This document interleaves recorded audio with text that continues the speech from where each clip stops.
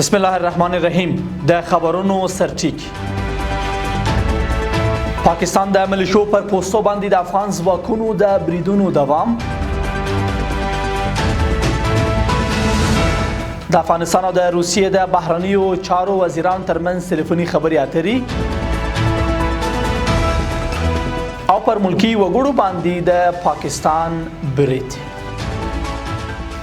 د لوی مهربان خدای په سپیڅلي نامه درنو سلام د نن ورځ خبرونو ته ښه راغلاست. نن شنبه د روان کال د کب 14 نیټه ده. زه زیم دا بشپړ خبرونه دي. افغان دفاعي ځواکونو نن سهار مال شاوخوا 8 بجې یو ځل بیا د پکتیکا په تریو ولسوالۍ کې د سپکو او درنو وسلو پر مټ د پاکستان پوځي رژیم پر 15 پوستو بریدونه پیل کړي دي.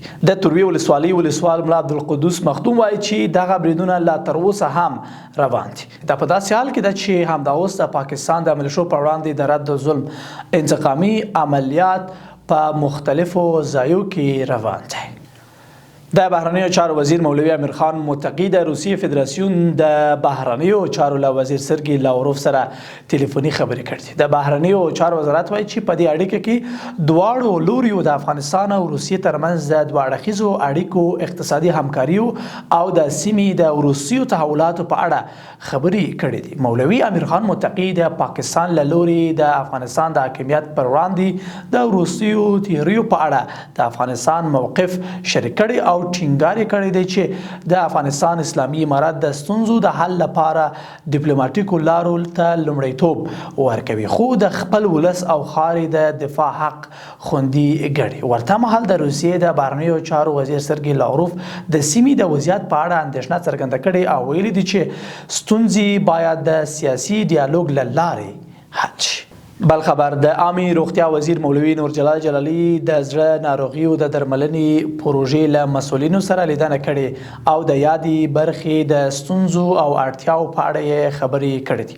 د عامه روغتیا وزارت په وینا په دې لیدنه کې د وزارت د مالی او اداري چارو مرستیال قاری عبدالولي صدیقي، د مالی چارو رئیس، د معالجوي طب لوی رئیس، د تدارکاتو رئیس، یو شمیر نور مسولین او د کابل د اندرا ګاندي د ماشومانو درملنې ملي روغتون د زړه ناروغیو څانګې روغتیایي کارکونکي هم ګډون درلود. همدارنګه په دې لیدنه کې د قلبي پروژې مسؤلینو خپل ستونزې، اړتیاوې او وړاندیزونه د عامه روغتیا له وزیر سره شریک کړل. ښاغلي وزیر د هغوی خبرې واورېدلې او اړوندو ریاستونو ته لارښوونه وکړه چې د پروژې اړتیاو ژر تر ژره وڅېړي او د حل لپاره یې اړین اقدامات ترسره کړي.